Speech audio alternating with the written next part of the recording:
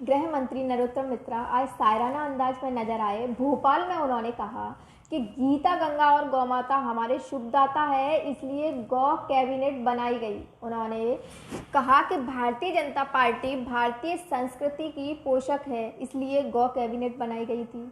वहीं उन्होंने कांग्रेस पर निशाना साधते हुए कहा कि वो 15 महीने तक सिर्फ बातें करती रही, लेकिन 15 गौशाला तक नहीं बनाई।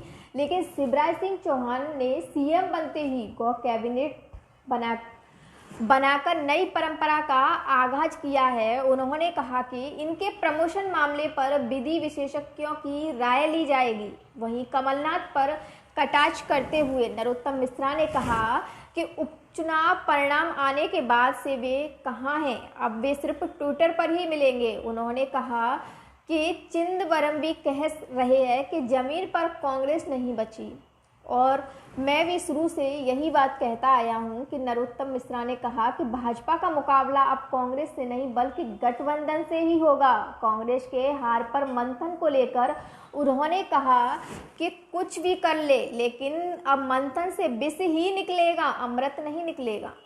लव जिहाद को लेकर लाने वाले विधेयक को लेकर नरोत्तम मिश्रा ने कहा कि कांग्रेस तो ये बताए कि वो विधेयक के साथ है या खिलाफ है। इस मौके पर सायराना होते हुए गृह मंत्री ने कहा कि तू न बात कर, ये बता कि काफिला क्यों लुटा, मुझे रहजनी से गिला नहीं, तेरी रहबरी पे सवाल है।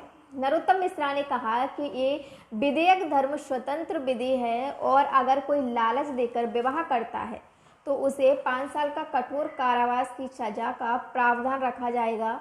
वहीं कांग्रेस पर पलटवार करते हुए उन्होंने कहा कि वो हमेशा देश तोड़ने वालों के साथ रही हैं।